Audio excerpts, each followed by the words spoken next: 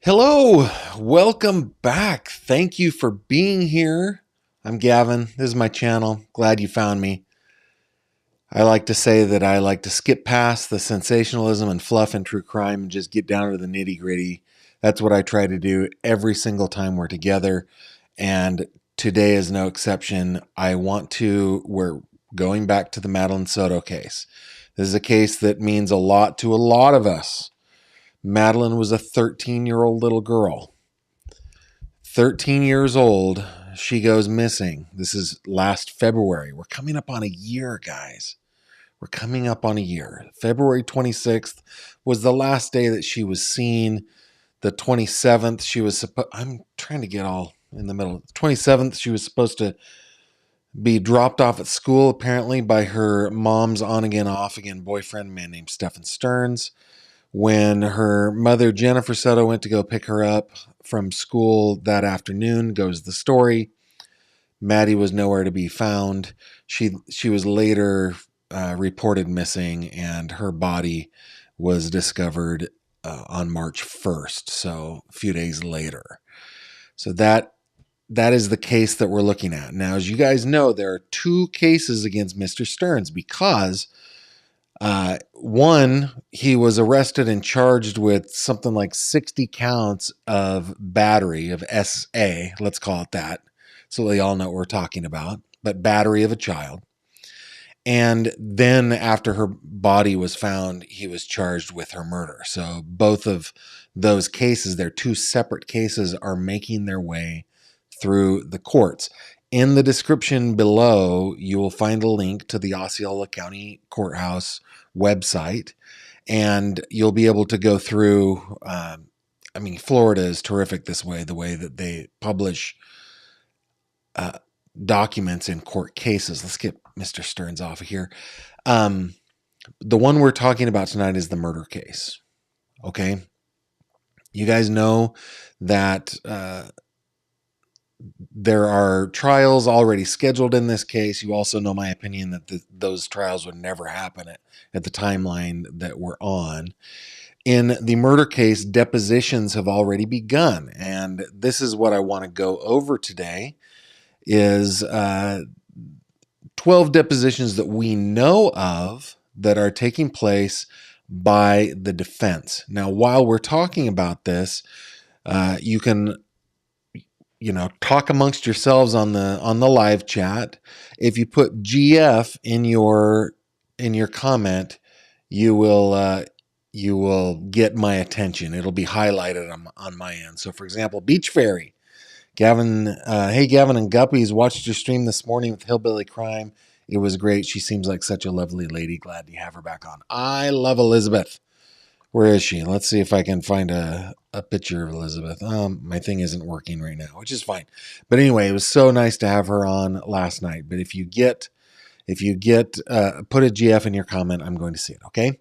All right. Come over with me over to Acrobat.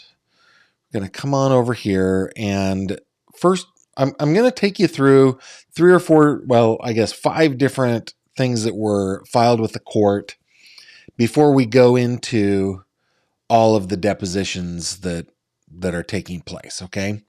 Back in July, it was, there was a notice of taking depositions. Again, it says comes now the defendant. So this is Stephen Stearns' team. Their plan was to do a deposition of a woman named Karen Vanderveen. I understand that she is a private toxicologist, something like that. It's in toxicology. And then that was canceled. So that one didn't happen. So those two we went through really quick. Now, in November, the defense filed this one that they wanted on January 7th, 2025. So it's already happened. A deposition of Meredith McCaskill. Later on, they added a bunch more. And some of these names you guys are going to recognize. Barbara Belmore, Gerald Belmore. I don't know if it's Marilee, Alejandro, James Carpenter, Thomas Karras, Brittany DiStefano, Angela DeLuca, Elizabeth Ellis, and Detective Jared Fagan. And then one more came just a couple of days ago, about a week ago now, I guess. And they're adding to the depositions Madison Brady. I think it's Brett Italo, but it might be Italo Brett. I'm not sure. And then Kenneth W. Dale. Now, the question that I think is the most reasonable question to ask next is, what is the defense going to do? Why is the defense deposing these people? Are these witnesses for the defense? May they be, or might they be witnesses for the prosecution? I don't know, but the defense certainly wants to depose these witnesses to find out what their testimony is going to be. So what I've done is I have gone through, these are my notes, to try to figure out who everybody is and then maybe talk a little bit about what their testimony has been. Okay? I don't have photos for most of these folks. For any of these folks, come to think of it, I don't have any photos for any of these folks, but we do have a lot of documents that I've linked in bold. So the first deposition that apparently took place on January 7th at 2:15 p.m. It's possible that it didn't happen, but I think it probably did, was a senior crime lab analyst from the Florida Department of Law Enforcement, Meredith McCaskill. So obviously this begs the question, what is it that they're trying to figure out from Meredith? If she was doing, crime lab work, she would be doing, DNA, touch DNA. She'd be doing fingerprinting. She'd be doing all sorts of stuff in the crime lab. So that one, I think, is probably pretty self-explanatory. They're going to figure out what the crime lab knows, I guess. And one of the jobs of the defense is to poke holes in the prosecution, by the way, and try to make it so that their experts aren't admissible or their testimony isn't admissible. So I think they're probably going through their due diligence now to figure out what Ms. McCaskill might testify to try to maybe have it excluded. I don't know if that's exactly what they're doing, and I doubt they'll be successful, but that's the first one. The next one, which the deposition is scheduled for a little less than a week from now, is Madison Brady. Now Madison Brady is apparently a school counselor. I looked through all of my files, and this is who I believe is Madison Brady right here. It's highlighted in orange. We're just going to go down. Okay, let me bring this up so you guys can read it a little better. A little less, I guess. There we go. Or a little less. Okay. So I believe... Oh, wait a minute. This isn't... which one is it? That's the best friend. So it was 1302. Yeah, okay. It's this one. All right. So interview with Madison Brady. So redacted, I think it's Brady, said she's the 7th grade school counselor at Madeline School. She met Maddie at the beginning of the school year when she was being transferred over to the ESC service department. She was told she has ADHD and has a hard time focusing. She also has anxiety and panic attacks. She would conduct check-ins with Maddie at school and has met with her approximately 6 times since the beginning of the school year. Typically, Madeline will come to her with feelings of panic and being overwhelmed. When she asks Madeline what's going on, she will tell her it's anxiety and she's overstimulated from being at school. Maddie has also said she is dealing with things at home, including fighting with her mom. Mom would get upset because Maddie is forgetful or doesn't clean up like she is expected to.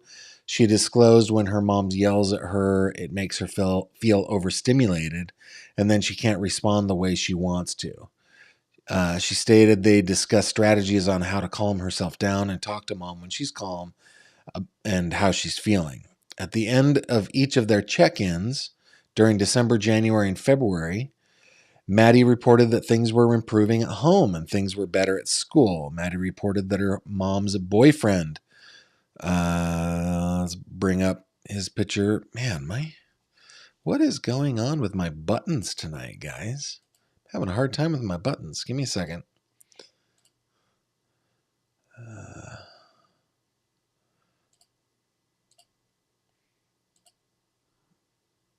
So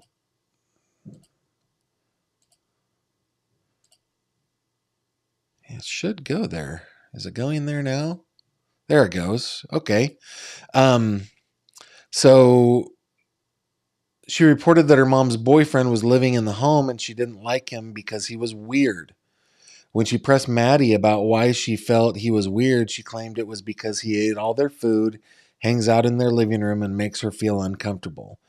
Maddie reported in December that mom's boyfriend was moving out of the home and that made her happy. Maddie never disclosed having depression or attempts or thoughts at harming herself, never disclosed any relationship dynamics between her mom and her mom's boyfriend. She also never disclosed anything inappropriate happening between her and her mother's boyfriend. Maddie's mom told, I think, what is her name? The school counselor, Madison Brady, that Maddie was seeing a therapist weekly. Maddie's grades appeared to be stable and seemed to be improving since December when she started to report things were better at home and school. Their last check-in was on February 6th, 2024. Maddie reported that she was really happy and things were good with mom and at school. And I think that had a lot to do with Stefan leaving. That's what I think. Let's check in to see what you guys are talking about over here. Let's see. I broke my buttons. Yep.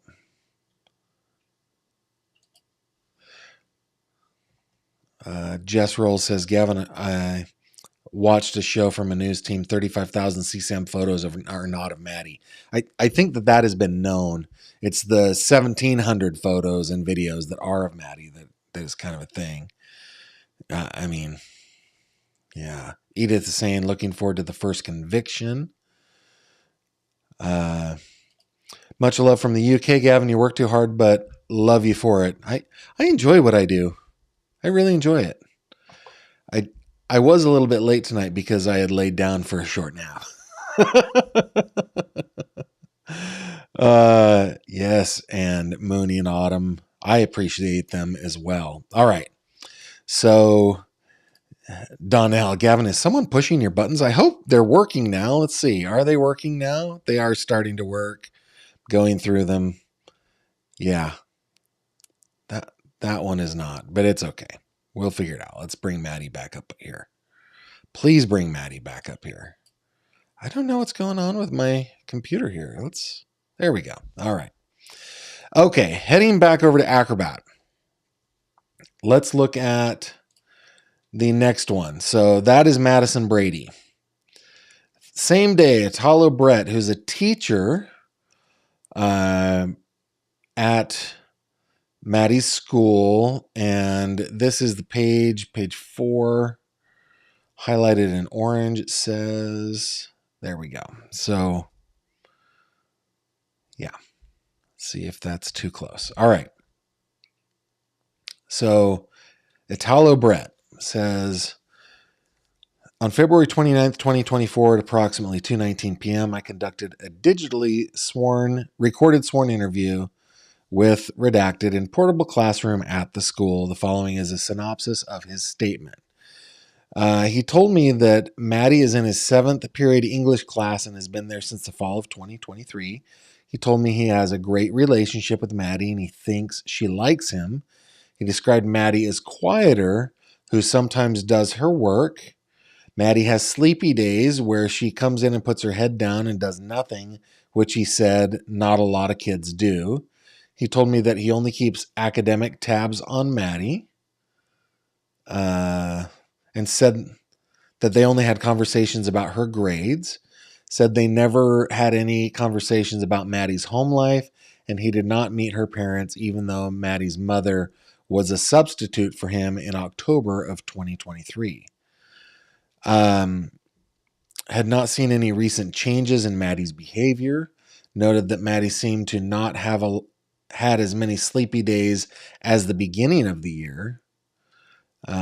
He told me that he saw Maddie fatigued, which he believed may have been a sign of depression, but he did not see anything more overt, nor did he see any signs of inclinations of doing any harm to herself or Maddie.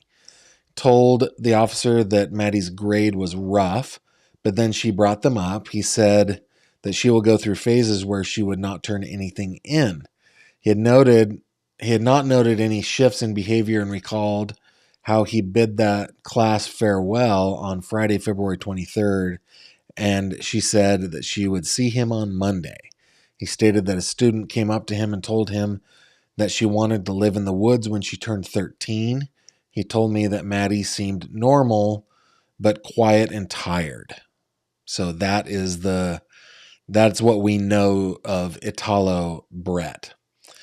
The next person to be deposed looks like it is Orange County Sheriff's Deputy Kenneth Dale.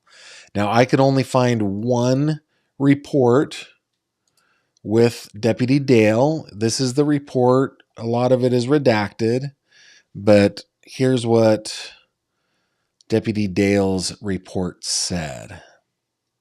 He said, on February 28th, I responded to redacted to supervise the execution of a search warrant. During the search, Orange County Forensics was present, photographed the residence, and collected numerous items of clothing and bedding which were identified as being in contact with the victim during SA.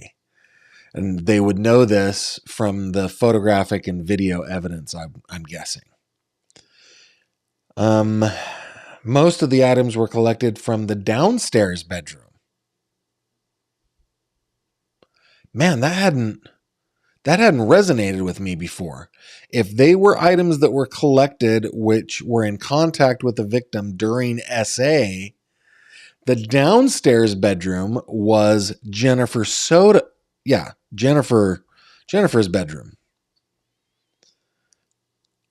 I had assumed that the SA had been happening up on the second floor in Stephen Stern's bedroom, though he did share a bedroom with her for quite some time. So maybe I'm making a mountain out of a molehill. So it's collected from the downstairs bedroom and divided off sleeping area in the living room. Some additional items were collected from the upstairs bedroom, identified with a number 4 on the door. And that is Mr. Stern's bedroom. After forensics left the residence, a roommate named Redacted arrived and requested items from her bedroom. I escorted her while she collected clothing and toiletries from her room and left the residence. By the way, if you come over with me to my website, gavinfish.com, there's a link down below, by the way, to this. Go over to Madeline's case page. If you haven't already done it, and special thanks to my patrons who make it possible for me to afford to publish so much. Not only obtain it, but publish it. So that's why most of the stuff patrons have full access to, but there's a lot of things that everybody has access to, including seeing photos from the apartment. So, when we're talking about these rooms, you can go to the website and you can check that out. Okay. Let's go back here. Okay. At approximately 4:40 p.m., I was notified that Orange County Sheriff's Office emergency response team members located a glove in the wooded area to the north of the apartment. I responded to collect the gloves. The gloves were located approximately 30 feet into the wood line on the ground.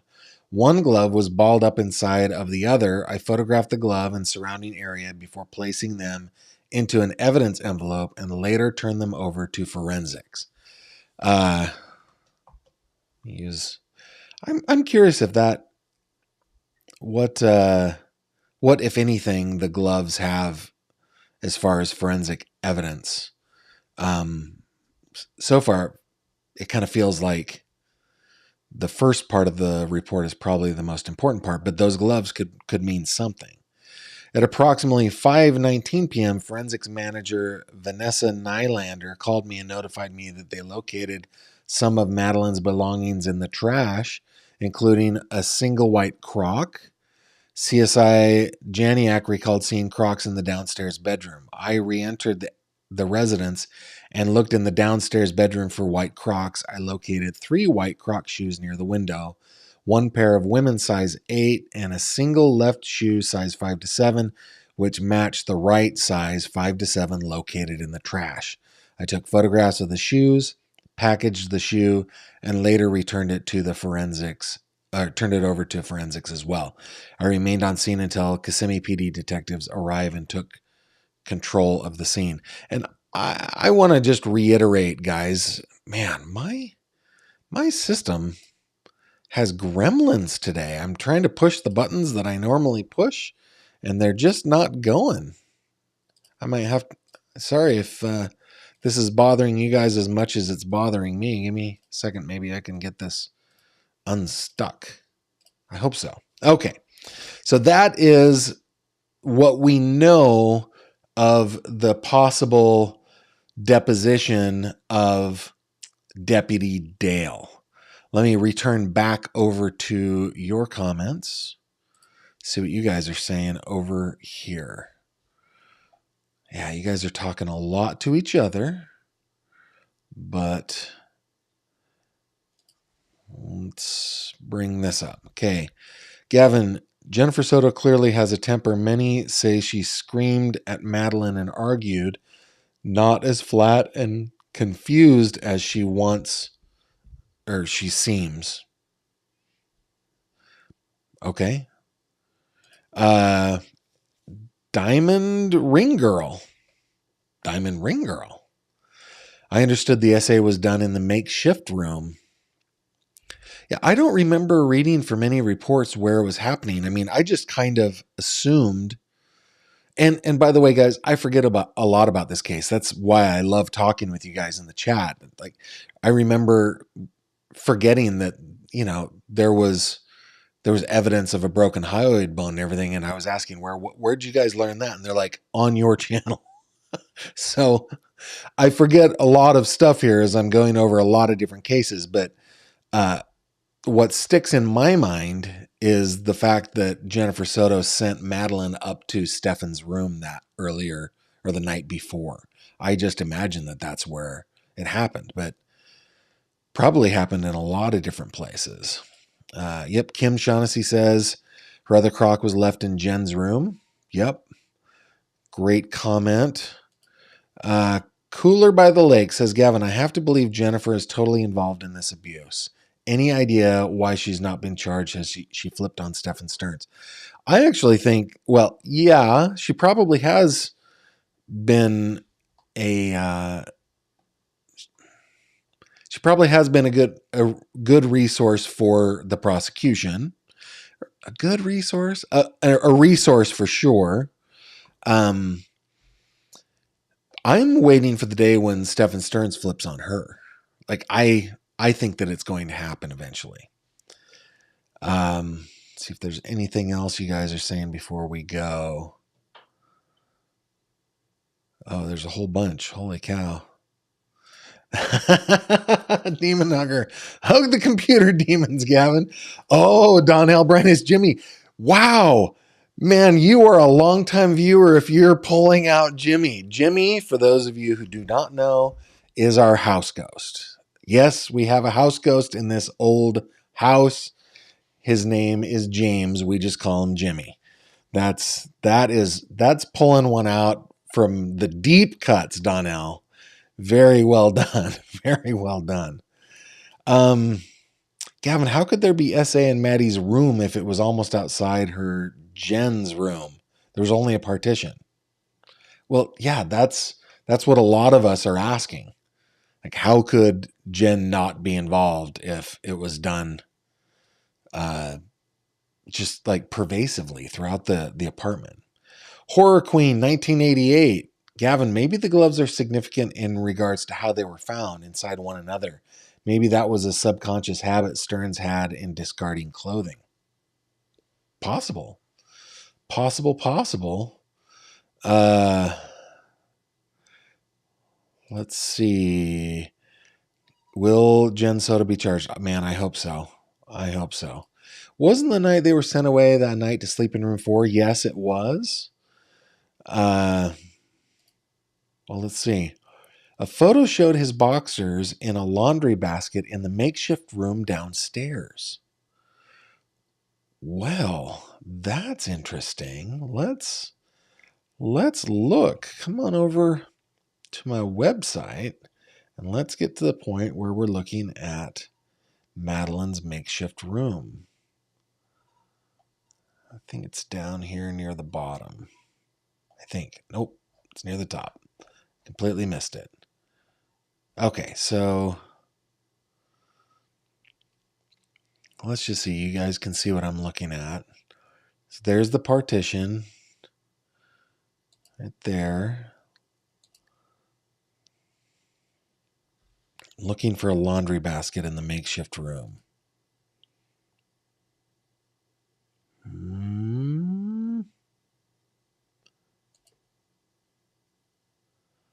see a towel.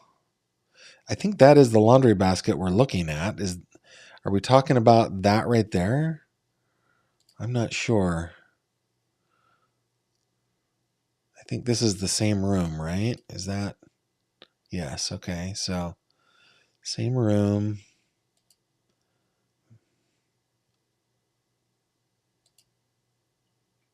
My goodness, kids are so funny. Like, I'm looking at this. This is like a teenager.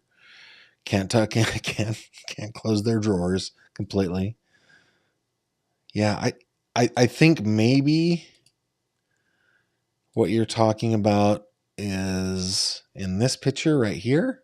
Maybe those are boxers right there. I'm not sure. Good.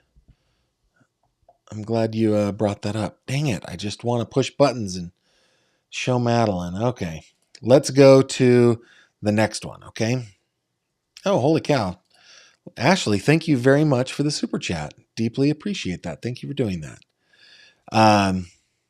Let's go over to Acrobat again. So that's Deputy Dale.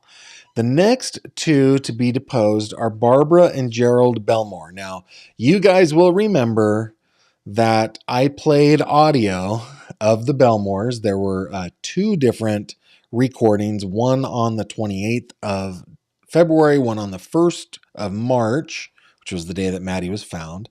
We're not going to listen to those again, but you can go back and listen to them. They're on my channel. But there is a report about it. So Barbara and Gerald are a delightful Canadian couple snowbirds that come down and have been watching Maddie grow up. So let's go to this one, and I think it's the entire report. Let me scroll down here. Oh, okay. I highlighted it. Bring it up here. Okay. This officer, which was Detective Rembus Lakari, said, I made contact with Barbara and Gerald Belmore and interviewed them. I later returned to their residence and conducted a consensual audio record sworn interview. I uploaded the recorded interview into evidence via Axon. The following is a summary of those interviews, and we listened to those. Barbara and Gerald have spent their winters and springs at the complex for the past 18 years and know Juan, Madeline's grandfather. If this works, I have a picture of Juan, but it doesn't want to work. There it is. There's Juan. So they know Juan, Madeline's grandfather. and resided with Jennifer. Let's see, Juan resided with Madeline and her mother, Jennifer, for many years and helped raise Madeline. A few years ago, Juan moved out, and Jennifer married Madeline's stepfather, Stefan. That's what they would have understood, though I don't think that is the truth. Barbara and Gerald believed Stefan worked out of town because they arrived at the complex in December 2023, and they had not seen him until approximately a week ago. Barbara and Gerald were unsure what kind of vehicle he drove, but they had seen him a couple days back going into Jennifer's white vehicle. They described Stefan as a tall white male with a full beard that usually wears a baseball cap backwards. And we see that on videos, right? According to Barbara and Gerald, Madeline never walked home to or from school. Jennifer drove her to and from every day. However, they did not remember seeing her return from school on Monday or Tuesday. They believed the last time they saw her was Saturday or Sunday when she was walking the family dog, which caught their eye because Jennifer usually walked the dog. And again, you can go back. They're a delightful couple. Go back and listen to their recordings. They're pretty great. Okay, so that is Barbara and Gerald, and they're scheduled for early next month, the 3rd of February at 1:30 and 1:50 p.m. So they expect those depositions to be short. The next one that we have is Marilee Alejandro. She is a woman who worked at Disney and dated Stefan Stearns. We also listened to that recording, if I recall correctly. So you can go back and have a listen to what she said. It wasn't much. It was just, just not much. Okay. The next one is James Carpenter. And remember that Madeline's, let's just go to the report here. So I have a report. It's just this one page, right? So let's zoom in on it. Okay. On March 2nd, 2024, at approximately 12:22 p.m., Officer Angelo was dispatched to make a phone call for an additional information to Maddie's case, this case. Okay. I made contact with James Carpenter, date of birth 10/28/1970, over the phone, who stated he had a surveillance video of his parents' residence at 4841 Hickory Tree Road in St. Cloud. James stated the video was showing a silver sedan going westbound on Hickory Tree Road on February 26, 2024 at approximately 1:20 p.m. James stated he believed the vehicle to be matching the description of the vehicle involved in this case. I provided a link to James to upload the video to evidence.com, which he did. And you guys will remember, I thought it was in here, but Hickory Tree Road is the road that Madeline's body was discovered on, I think. Pretty sure. Now I'm second guessing myself, but that is that one. Okay, Thomas Karras. We've got a couple reports that mention Thomas Karras. Okay, let's go to this one first. Scrolling on down. See if you guys can see that. Okay. On March 1st, 2024 at 5:16 p.m., I responded to 5670 Hickory Tree Road, St. Cloud, in reference to a missing person. Upon arrival, I provided scene security due to an ongoing investigation. Excuse me. Wow, that one came on fast. Sorry, guys. I completed a crime scene log for all persons entering the scene. Contact was then made with Hardy Dynemek, landowner, who provided a sworn written statement and completed a consent to search. Both documents were submitted. Okay, let's keep going. I want to get to... Here we go. At approximately 2:30 p.m. on the 1st, I was contacted by Major Hinderman and requested to respond to American Classic Charter School located at 2395 Hickory Tree Road. to assist with the search for a missing juvenile and to assist the Kissimmee PD. Upon arrival, I was tasked with identifying areas of interest to search on a map based on tips received and video footage obtained. At approximately 4 p.m., I was contacted by Lieutenant Yeager, who advised me he was sending a male in a white truck to the command post to give me information regarding a possible area of interest. At 4:05, I was contacted by Mr. Thomas Karras. He advised he had seen the news conference earlier this date and wanted to report a possible sighting of the suspect vehicle from Monday, February 26th. He stated he saw the suspect vehicle, a silver sedan, pulled off Hickory Tree Road, and a subject with a tire iron in his hand wearing a black shirt and green hat on backward, standing near the vehicle, and he had made eye contact with the subject. He stated he was not exactly sure of the time, but it was around 13:20 hours, so 1:20 p.m. in the afternoon. I asked Mr. Karras if he would mind stepping out of his vehicle and showing me on a map the exact location. Using my agency-issued laptop, I pulled up a satellite view of Hickory Tree Road around Albritton Road, and Mr. Karras navigated the map to the location he saw the subject on the 26th. The latitude, blah, blah, blah,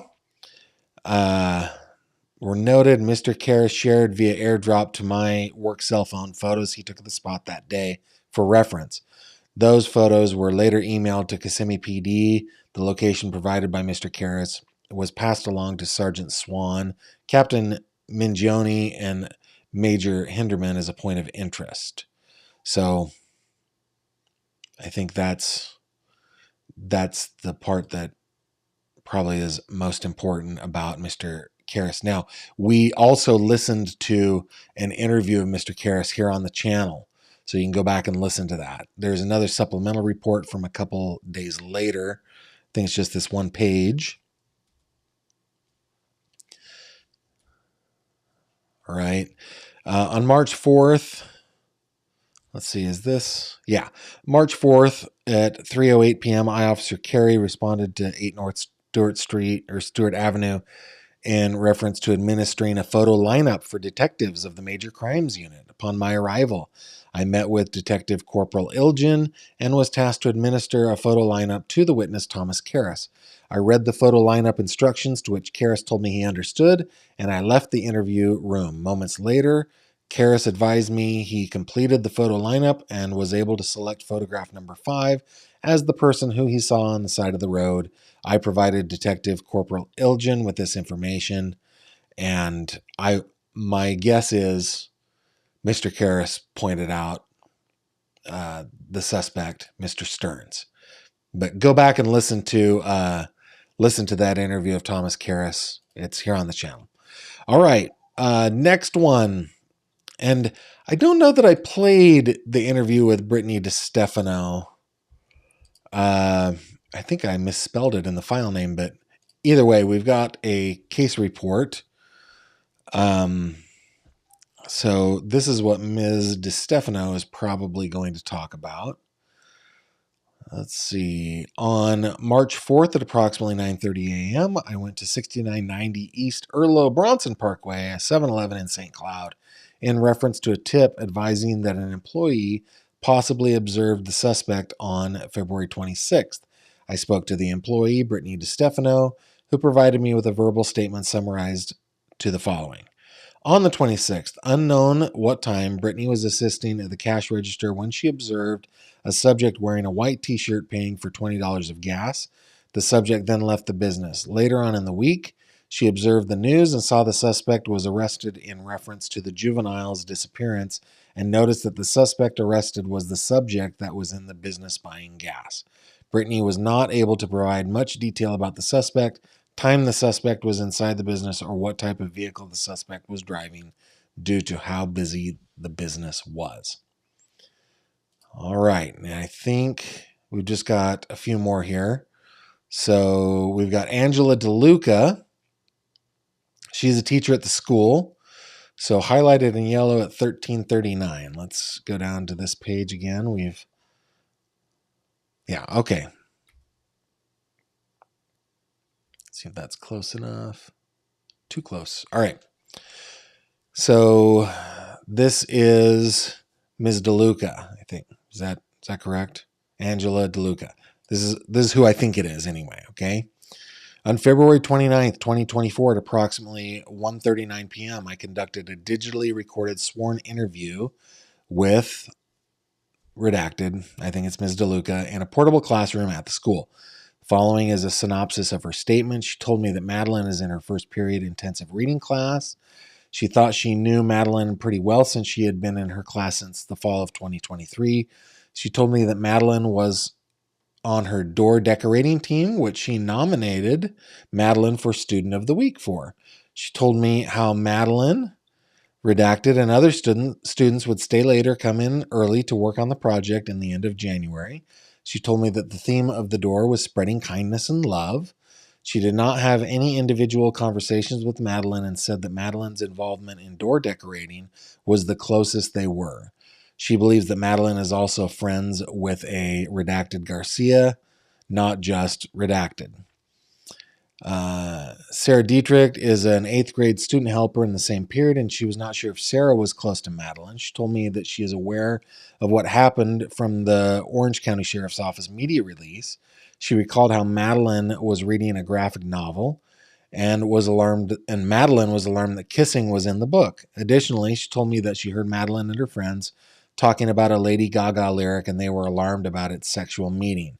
She said that Madeline did not make any disclosures regarding any kind of abuse. She did not believe that Maddie's mother came to open house, nor had they ever met. She had not seen any signs of depression or ideation that she might harm herself in Madeline. She told me that she was shocked to hear about Madeline's conversation regarding living in the woods. She stated that Madeline's grade was low in her class and said that she has had a D in every quarter. She stated Madeline would work in class, but she was not able to follow things through to completion. She had not seen any shifts in Madeline's behavior, but believed that Madeline's behavior had improved since the door decorating competition. So that is that teacher. Elizabeth Ellis is another teacher, so it's the same document highlighted in red. Here we are. Conducted at 13:10. Let me just make sure. Yes. Okay, at 1:10 p.m. Okay. What's her name? Her name is Elizabeth. So, Elizabeth is Madeline's second period PE teacher. She told me she knew Madeline pretty well and they had some interactions. She stated Madeline hangs out with redacted most in class, but she also sees Madeline with redacted, is in the class, but has another assigned PE teacher. She told me she has never had any issues with Madeline. She told me that Madeline always seemed very anxious, and anytime she needed to ask or wanted something, she brought a buddy with her. She recalled how Madeline was shy around authority figures, but not everybody. She told me that Madeline got Student of the Week for February 16th and was nominated by redacted for doing something excellent, probably the door committee, right? But not sure exactly what she did. She recalled during a fitness testing at the beginning of the year, Madeline struggled because of her asthma. She walked with redacted to her locker so she could get her inhaler and told her that she was able to sit out if she needed to. She recalled how occasionally her friends would tell her that Madeline needed to go to the counselor and she would go with friends. She did not know why Madeline needed to go to the counselor. She had not seen recent changes in behavior. When she heard the description of Madeline's clothing, she recognized it as something she always wears. She did not see signs of depression or inclinations of self-harm. Madeline does not dress out in class, but she is not sure why. She told me that many kids do not change out because they feel uncomfortable, but they still participate. She told me that Madeline had a locker previously and that SRO, redacted, asked her to check it, and she did not find a lock on it or any items in it. She told me that children will get pulled from her class for various other things like tutoring, and she believed Madeline was pulled for MTSS intervention with probably the counselor earlier in the year. She stressed that Madeline always seemed anxious, and she did not think it was normal for Madeline to want to go away on her own since she always needed somebody with her. She told me she met Madeline's mother once earlier in the year when she was a substitute for another PE teacher. So that is that one. We're kind of moving right along through these, but we're already 45 minutes into it. This is the last one. And then we'll go to your comments, okay? Get a drink.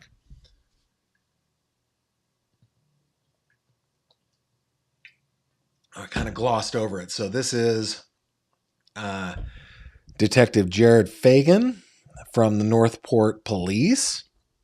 He is the one who responded to Chris and Deb Stearns. I don't know if this is going to work. Is it going to work? There it is. He responded to their home and wrote a report on it.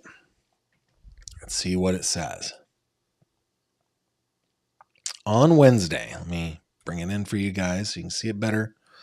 On Wednesday, February 28th, 2024, at approximately, 9:46 p.m., Detective Robles and I arrived on scene at 2341 Snug Street in support of this investigation.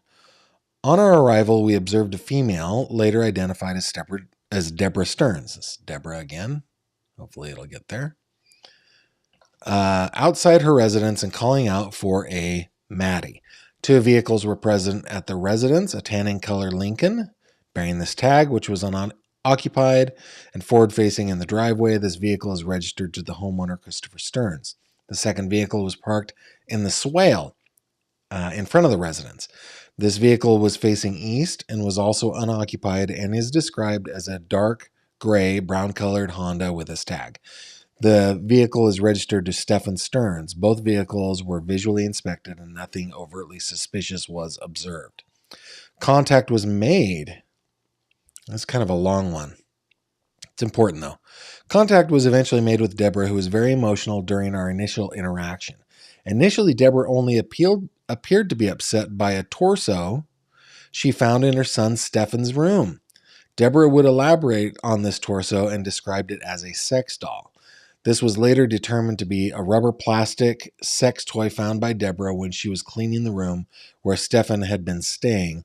Deborah advised that Stefan was not here, but she believed he had returned to the property last night. It was later divulged by Deborah that she was awoken at exactly 3:19 a.m. this morning to her 5 dogs barking in a manner to alert her that someone was at the house. Deborah's husband, Christopher Stearns, was not at home last night as he had ventured to Orange County at approximately 11 p.m. to assist their son, Stephen Stearns, with a recent housing crisis. Deborah believed that if Stefan returned to their residence, that he either returned to redacted or for cash that was kept within their home by her and Christopher. Deborah advised that she retrieved redacted from Stefan's room and secured them inside her bedroom last evening. Deborah permitted us entry into her residence to conduct a security sweep of the home. Nothing of evidentiary value was observed, and the room where Stefan resided was photographed to accurately depict its appearance. Those 28 digital images were later uploaded to evidence.com. I think, okay. Deborah would later disclose that she and Christopher are aware of the allegations against their son, Stefan, and that Christopher is currently being interviewed by the agency investigating the allegations.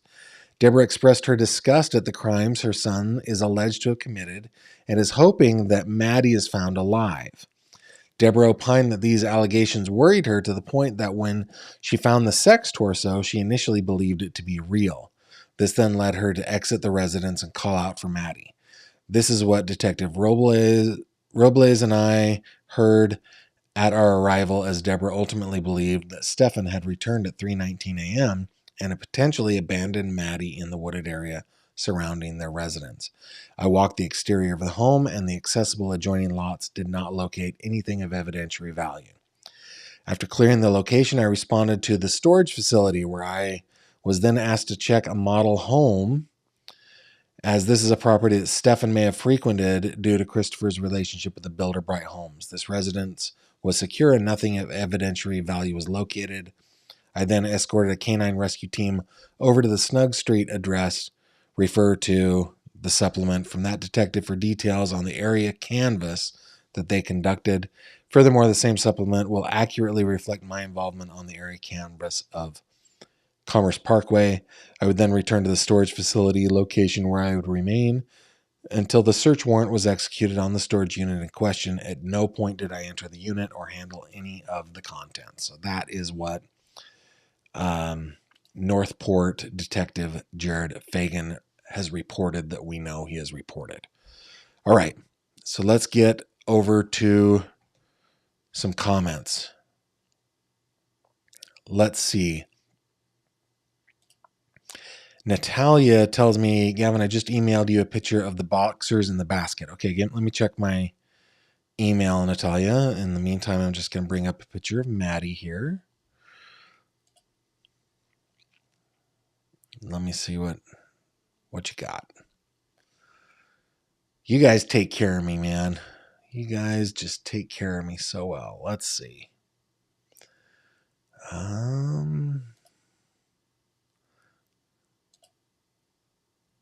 I don't see it yet. Let me see if it.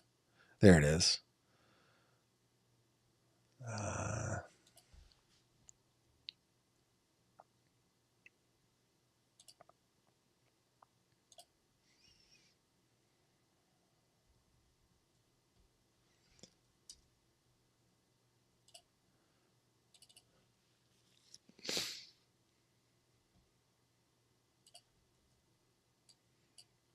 Let's see. Oh, okay. So it's small, but let me open it in a browser where you guys will be able to see it. Bring you back over here. So this is what we're talking about here. I mean, that is the same basket that I was looking at here, right? You can see the gray right there. And these would be boxers right here, is what you're saying. That's what I'm seeing. I mean, it's really low resolution, but yeah, okay. Hey, thanks for that. I appreciate that. Let's bring Maddie back up and go over to your other comments. Yeah, why would his mom believe right away the torso was Maddie? That seems crazy to me. Maybe she knew 100% that her son was a pervert. Did something happen in the past that she was hushed up about? I don't know. Gee, if the photo is in your condo folder, okay, so it's there. I need to. All right. Autumn says, I'll send you this article, link between psychopaths and sex dolls. Gavin, I emailed you too about this case, meant to send it a week ago and completely forgot. No worries. No worries. All right. Let's see if there's anything else that you guys want me to see. Jess also sent me the boxer's photo. You guys are awesome. Guys are awesome. Let's see. Natalie, you got that figured out. Zach gave me a hearty salute for my sneeze. Thank you very much. If there's anything else, Thomas gave an audio interview and mentioned Harmony, I-92, and Alligator Lake, all of which Jen mentioned to police in the long interview before she was found. Well, that's interesting. That's interesting. I had not put those two together. Irene, thank you very much. I appreciate that. Let's see if there's anything else that you guys want me to touch on. Dixie Gavin, I've heard a vague thing about Jen being essayed when she was younger. Do you know anything about that? I don't. Don't know if that's true or not. Gavin, where was Maddie when the police came to Jennifer Soto's apartment and Stephen Stearns was crossing his arms? I believe she was already in that field near the bamboo. She was already there. Gavin, if she didn't know about him, she found out with the doll. Yeah. Yep. Bindi, yep. Thank you very much for sending those pictures, everybody. All right. So I think that's all of the Tanya says, oops, wrong one. Tanya says there's a pic of the boxers with her birthday party dress in the laundry. Oh, let's go back over to that.